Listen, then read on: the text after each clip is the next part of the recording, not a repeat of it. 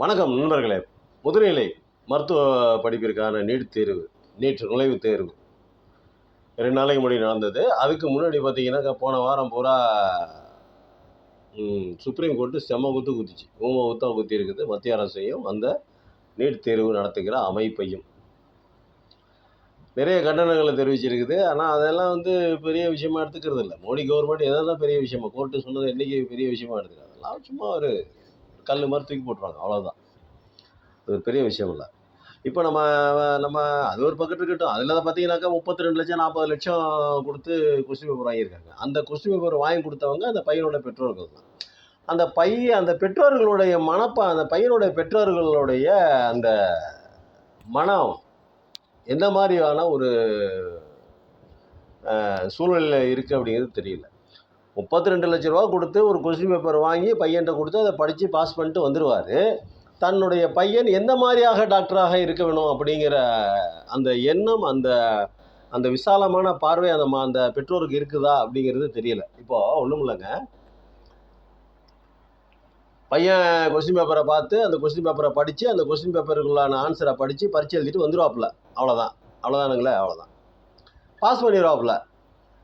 அப்புறம் மெடிக்கல் காலேஜில் சீட்டு கிடச்சிட்டு போவாப்புல. 5 வருஷம் போய் படிச்சுட்டு வருவாப்புல, டாக்டர் வருவாப்புல.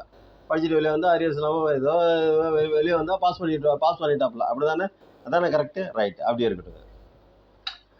இப்போ ஒரு பேஷண்ட் வராரு, இங்கே வலிக்குது, இந்த இடத்துல ஒரு பிரச்சனை, இந்த இடத்துல ஒரு பிரச்சனை, ஹார்ட்டில் ஒரு பிரச்சனை, கிட்னியில் ஒரு பிரச்சனை, கல்லீரலில் ஒரு பிரச்சனை, மண்ணீரலில் ஒரு பிரச்சனை, நுரையீரலில் ஒரு பிரச்சனை, விதைப்பைகளில் ஒரு பிரச்சனை, ஏதாவது மூத்திரப்பையில் ஏதாவது ஒரு பிரச்சனைங்க இருக்குதுன்னு வைங்க. அப்போ ஒவ்வொருத்தரவையும் டாக்டர் போய் என்ன பண்ணுவார், ரூமில் போய் புத்தகத்தை எடுத்து திறந்து பார்த்துட்டு, இந்த இடத்துல என்னப்பா எங்கே வலிக்குதுப்பா, இந்த குடல்கிட்ட வலிக்குதா, குடல்கிட்ட வலிச்சால் என்ன பண்ணணும், அதுக்கு எப்படி வைத்தியம் பண்ணணும், எந்த மருந்து கொடுக்கணும், இதெல்லாம் போய் ரூமில் படிச்சுட்டு அப்புறமா வைத்தியம் பார்த்து ஊசி போட்டு மாத்திரை மருந்து கொடுத்து காலி பண்ணிடுவார். ஏங்க அப்படி சொல்லங்க, நீங்கள் என்னங்க நீங்கள் எப்படி இருக்கீங்க, அப்படி சொல்லங்க, காப்பாற்றிடுவார். காலி பண்ணிடுவார்ல, காப்பாற்றிடுவார். அப்போது அப்படியாப்பட்ட டாக்டர் தான் வேணும் அப்படின்னு இப்போ அந்த பெற்றோர்கள் நினைக்கிறார்களா, இந்த சமுதாயம் நினைக்குதா, அந்த கொஸ்டின் பேப்பர் கொடுத்த அந்த அமைப்பு நினைக்குதா? ஒரு அமைப்பு இருக்குது, ஒரு அமைப்பில் கொஸ்டின் பேப்பர் அடிக்கிறாங்க. அந்த அமைப்பு ரீதியாக இது பண்ணுது, பல கோடி ரூபாய் புரளக்கூடிய ஒரு படிப்பு அது. அதனுடைய வீரியம் என்னங்கிறது எல்லாத்துக்குமே தெரியும். அந்த துறையில் இருக்கவங்களுக்கு நல்லாவே தெரியும். கொஸ்டின் பேப்பர் லீக் ஆகுதுன்னா எப்படி லீக் ஆகும், யார் அந்த கருப்பாடு, அவரை நேரம் தூக்கி மார்கை வாங்கியிருக்கணுமா இல்லையா, அவன் வேலையை பிடிங்கிருக்கணுமா இல்லையா? கொஸ்டின் பேப்பர் லீக் பண்ணவனை கொடுத்தவனை 32 லட்ச ரூபா காசை வாங்கிட்டு கொஸ்டின் பேப்பர் எந்த அதிகாரி கொடுத்தானோ அந்த அதிகாரியை தூக்கி கொண்டு உள்ளே வச்சிருக்கணுமா இல்லையா? அந்த அதிகாரியை வேலையை பிடிங்கிருக்கணுமா இல்லையா? 32 லட்ச ரூபா கொடுத்து வாங்கினது இப்போ தான் தெரியுது. இத்தனை வருஷமாக நீட் தேர்வுக்கு எத்தனை லட்சம் வாங்கினாங்களோ, எத்தனை கோடி வாங்கினாங்களோ, எவ்வளோ பேர் சம்பாதிச்சாங்களோ, யார் விட்டு போனவோ, எப்படி சம்பாதிச்சாங்க? அப்போ அத்தனை வருஷமாக படிச்சுட்டு பாஸ் பண்ண மாணவர்களுடைய கதி என்ன? அவன் இது வரைக்கும் இனிமேல் அவன் டாக்டர் வேலையை உருப்படியாக பார்ப்பான். அவன் சாகுற வரைக்கும் இனிமேல் டாக்டர் தான். படிச்சுட்டு பாஸ் பண்ணிட்டு வெளியே வந்தவன் எம்பிபிஎஸோ எம்டியோ எம்எஸ்ஓ ஏதோ ஒரு கழுதையோ குதிரையோ படிச்சுட்டு மருத்துவ படிப்பில் ஏதோ ஒன்று படிச்சுட்டு வெளியே வரவன் டாக்டர் தான். அவன் வைத்தியம் பார்க்குற அந்த பேஷண்ட்டுடைய நிலைமை என்ன? இந்தியாவின் மருத்துவம் எப்படி அடுத்த கட்டத்துக்கு நகரும், மருத்துவத்துறை அடுத்த கட்டத்துக்கு எப்படி நகரும், அந்த பெற்றோருடைய மனசில் என்ன இருக்குது? அந்த கொஸ்டின் பேப்பர் கொடுத்த அந்த அந்த மூதேவியோட மனசு என்ன நிலைமையில் இருக்குது? இல்லை அந்த மூதேவியோடு கூட்டு சேர்ந்தவங்க எத்தனை மூதேவி சேர்ந்துருக்காங்க அந்த அமைப்பில் இருந்து? அவங்களோட மனசெல்லாம் என்ன மாதிரியான யோசனைகள்லாம் போய்கிட்டு இருக்குது? இந்த நாடு கெட்டு குட்டி சேவராக நாசமாக போகணும்னு நினச்சி தானே கொஸ்டின் பேப்பர்லாம் அவுட் பண்ணுறாங்க. அரசாங்கத்தில் சம்பளம் வாங்குறாங்கல்ல, லட்சக்கணக்கில், மத்திய அரசு வேலை தானே அது, லட்சக்கணக்கில் சம்பளம் வாங்குவாங்கல்ல, அதெல்லாம் வாங்கிக்கிட்டு கொஸ்டின் பேப்பர் அவுட் பண்ணால் என்ன அர்த்தம்? நீ வேலை எதுக்கு வந்திருக்கிற? உன்னுடைய வேலை செய்வதற்கு உனக்கு அரசாங்கம் சம்பளம் தருதுங்க. நீ மேற்கொண்டு செய்யக்கூடாத வேலையை செஞ்சு அதுக்கு கைவிட்டா லஞ்சமாக 32 லட்சம் 40 லட்சம் 20 லட்சம் 10 லட்சம் 15 லட்சம்னு காசு வாங்கியிருக்கிற. நல்லா கெட்ட வார்த்தையாக வருது வாயில். திட்டக்கூடாது, இந்த வீடியோவில் அதெல்லாம் பேசக்கூடாதுன்னு சொல்லிட்டு பார்க்குறேன், வேறு ஒன்றும் இல்லை. இப்போ அது ஒரு பிரச்சனை, அது ஒரு பக்கத்து இருக்கட்டும். பாருங்கள் எவ்வளோ பெரிய புத்திசாலிங்க பாருங்கள். நம்ம ஊரில் முதுநிலை மருத்துவ படிப்பிற்கான நீட் நுழைவுத் தேர்வு எழுதணும். தருமபுரியிலேருந்து ஒரு மாணவிக்கு வந்து கால்ஷீட் போட்டிருக்காங்க. எங்கே போட்டிருக்காங்க தெரியுங்களா? ஜம்மு காஷ்மீரில் போட்டிருக்காங்க. எப்படிங்க? ஜம்மு அண்ட் காஷ்மீரில் போட்டிருக்காங்க. ஒரு மாணவி 18 வயசு இருக்குமா? சரி 19 வயசு 20 வயசுக்குள்ளே தான் இருக்குன்னு வச்சுக்கோங்க. அந்த மாணவிக்கு இங்கேருந்து ஜம்மு காஷ்மீர் அந்த ஊரை பற்றி தெரியுமா? அந்த ஊரோட நிலவரம் தெரியுமா? அந்த ஊரோட தட்பவெட்பம் தெரியுமா? அந்த ஊருக்கு எப்படி போகிறதுன்னு தெரியுமா? அந்த ஊருக்கு போகிறதுக்கு அந்த பொண்ணுக்கிட்ட வசதிகள் இருக்கா? வாய்ப்புகள் இருக்குதா? அவருடைய பெற்றோர்கள் வந்து அந்த டியூஷனில் தான் சேர்த்து படித்தாங்களா? காசு இருக்குதா? காசு இருக்குமா? இருக்காதா? ஏழை மாணவியா? பணக்காரோட மாணவி? இதெல்லாம் எதுவுமே தெரியாதுங்க. ஆனால் போய் வந்து நீ அங்கே போய் பரீட்சை எழுதணும்.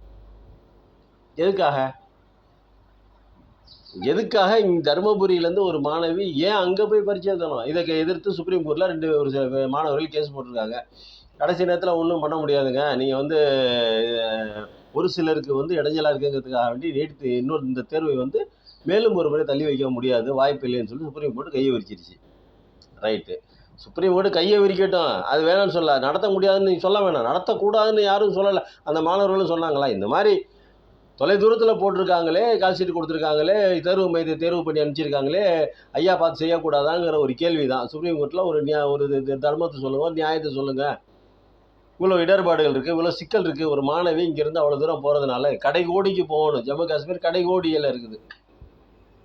காஷ்மீர் டு கன்னியாகுமரி வரைக்கும் தானே சொல்கிறாங்க. நம்ம கன்னியாகுமரியிலலாம் இருக்கிறோம். தருமபுரி மாணவி கன்னியாகுமரியில் தமிழ்நாட்டிலலாம் இருக்குது. அப்போ இந்த கோடியிலேருந்து அந்த கோடிக்கு போகணும்ல, அது இப்போ சிரமங்கள் இருக்குல்ல. இது சுப்ரீம் கோர்ட் என்ன பண்ணணும்? இங்கே வாயா, அந்த அமைப்பை கூப்பிட்டு இங்கே வா, எதுக்கு நீ வந்து இவ்வளோ தூரம் எதுக்காக போட்ட, என்ன காரணம்னு சொல்லு. அதை போட்டு என்ன மிலிட்ரியில் வேலைக்கு சேர்ந்துருக்குது, அங்கேருந்து தூக்கி பார்டருக்கு போகிறது, பார்டரில் தூக்கி பார்டரில் இருக்கிறவங்க தூக்கி கன்னியாகுமரியில் போடுறது. என்னையாப்பா இந்த மாதிரி பண்ணுறீங்க? அது ஒரு சின்ன பொண்ணுக்கு, ஒரு கன்னி பெண்ணுக்கு இவ்வளோ தூரம் ட்ராவல் பண்ணிட்டு வரதுனால அந்த வீட்டு வசதி வாய்ப்பு போக்குவரத்து இதெல்லாம் எப்படி இருக்குன்னு யோசிச்சிங்களா? ஏன் அந்த மாதிரி பண்ணுறீங்கன்னு சுப்ரீம் கோர்ட்டு கேட்கலையே? ஒரு வார்த்தை கேட்டுக்கலாம்ல, ஒரு கண்டிச்சிருந்தா அடுத்த தடவை அந்த மாதிரி பண்ண மாட்டாங்களா அவங்க? தேர்வை நிறுத்த சொல்லவில்லை,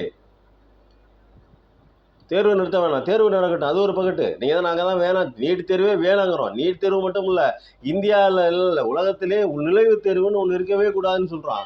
நுழைவுத் தேர்வுன்னு ஒன்று இருந்தால் அது முறைகேடுக்கு தான் அங்கே வழிவகுக்கும் நுழைவுத் தேர்வு அப்படின்னு தான் நம்ம சொல்கிறோம்.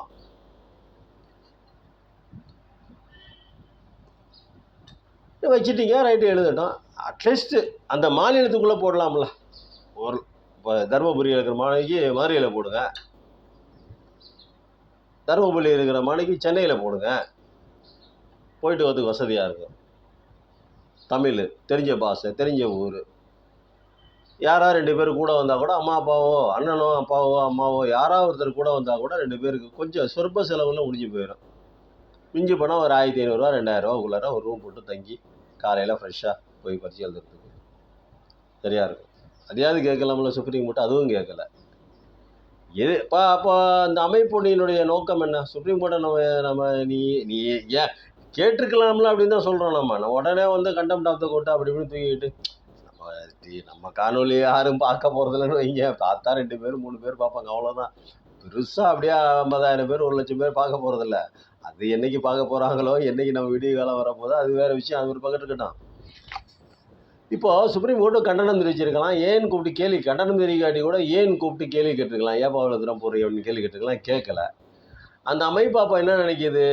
இந்த மாதிரி ஆட்கள்லாம் இந்த மாதிரி நுழைவுத் தேர்வுக்கு வராதிங்க அப்படின்னு நினைக்குதா? வரக்கூடாது அப்படிங்கிறதுக்காக தான் இங்கேருந்து அங்கே கொண்டு போய் போட்டிருக்காங்களா? அது என்ன வேணும் நம்ம தெரிஞ்சுக்கிட்டா நல்லா இருக்கும்லங்க, அதுக்கு தான் கேட்டேன், வேறு ஒன்றும் இல்லை. இவ்வளவு தூரம் கொண்டு போய் போட்டுறீங்களே, தேர்வு மையத்தை கொண்டு போய் விட்டா இப்போ பாகிஸ்தான் அது நம்ம நாடு இல்லை, இல்லைன்னா கொண்டு போய் பர்மாலேயோ வங்காளதேசத்தில் இல்லைன்னா பாகிஸ்தான் கொண்டு போய் போட்டிருக்கு. கொஞ்சம் கேப் இருந்தால் அங்கே கொண்டு போட்டிருப்பாங்க போட்டிருக்குது. நல்ல வேலை ஸ்ட்ரைட்டாக போய் நீ போய் பரீட்சையை ரஷ்யாவிலையும் அமெரிக்காவிலையும் எழுதிட்டு வான்னு சொல்லாமல் விட்டாங்க. நல்ல வேலை அது.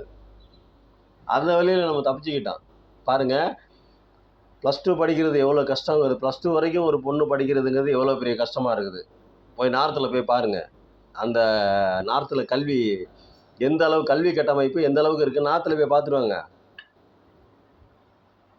+2 வரைக்கும் ஒரு பொம்பளை பிள்ளை படிக்கிறது எவ்வளோ பெரிய கஷ்டம் தெரியுங்களா? அந்த +2வில் மார்க் எடுத்து அதுக்கப்புறம் நீட்டில் பயிற்சி எடுத்து நீட்டு நுழைவுத் தேர்வுக்கு நுழைஞ்சி அதுக்கப்புறம் டாக்டருக்கு தேர்வாகப்பட்டு டாக்டருக்கு டாக்டர் படிப்பு 5 வருஷம் படிச்சுட்டு அந்த பொண்ணு வெளியே வந்து டாக்டர் ஆகணும். எவ்வளவு கடினமான படிக்கிறதுக்கு எதுக்குங்க இவ்வளவு கஷ்டம்?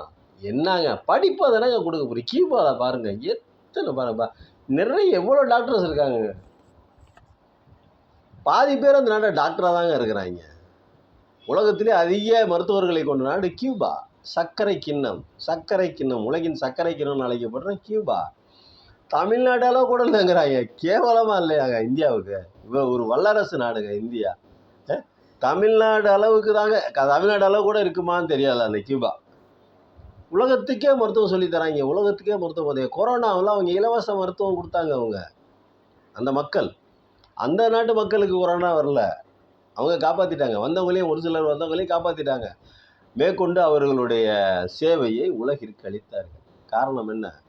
ஆழ்ந்த படிப்புக்கு எந்தவித தடையும் இல்லை. இலவச படிப்பு, இலவச கல்வி. அமெரிக்கா எவ்வளோ மிரட்டி பார்க்குறேன், இன்னும் அடிபடி இல்லையே. தனியார் மையம், தாராள மையம், அந்த வெங்காயம் வெண்ணெய் எதுவுமே அங்கே இல்லை. மக்கள் சுதந்திரமாக படிக்கிறாங்க. இலவச கல்வியாம், எல்லா கல்வியும் இலவச கல்வியாம். நீ என்ன வேணா படிக்கலாமா அந்த நாட்டில்? அப்படியெல்லாம் ஒரு சட்டம் இருக்குது. அது நாடா? இது நாடா? கொரோனா டயத்தில் கியூபா மருத்துவர்கள் பேசப்பட்டார்களே ஒழிய இந்திய மருத்துவர்கள் பேசப்படவில்லை. கொரோனா டயத்தில்ங்க இந்திய மருத்துவர்களை யாரும் கொண்டாடலை. தமிழ்நாட்டு மருத்துவர்களை தான், தமிழ்நாட்டு மருத்துவத்தை தான், தமிழ்நாட்டு முதல்வரை தான் எல்லாமே கொண்டாடினாங்க கொரோனா டயத்தில்.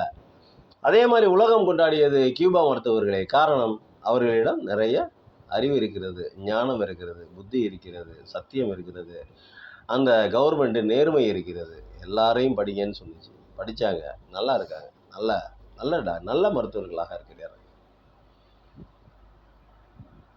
இப்படி ஊழல் பண்ணுறதுக்கு 32 லட்சம் வாங்கிட்டு வெக்கங்கட்டத்தனமாக அந்த கொஸ்டின் பேப்பரை விற்கிறதுக்கு எதுக்கு அந்த அமைப்பை கலைச்சிட்டு போயிருங்க அப்படிங்கிறோம். நம்ம நீட்டே வேணாம், நுழைவுத்துறை எது வேணும், நம்ம சிசிசியா எஸ்எஸ்சியா என்னென்னமோ சொல்கிறாங்க, இன்ஜினியரிங்கு, அதுக்கு இதுக்கு லொட்டுலுசுக்கு ஆடிட்டுருக்கு, போனதுக்கு வந்ததுக்கு எல்லாத்தையும் ஒழிச்சு கட்டிடுங்க. அவ்வளோதான். நீட் தேர்வே வேறு. படித்து கல்வி 12வது வரைக்கும் படித்து பாஸ் பண்ணி அதில் மார்க் எடுத்து நீ உள்ளே போயிட்டாரு, கட் ஆஃப் மார்க் எடுத்து போயிட்டாரு அப்படின்னு சொல்லிட்டு விட்டுருங்க.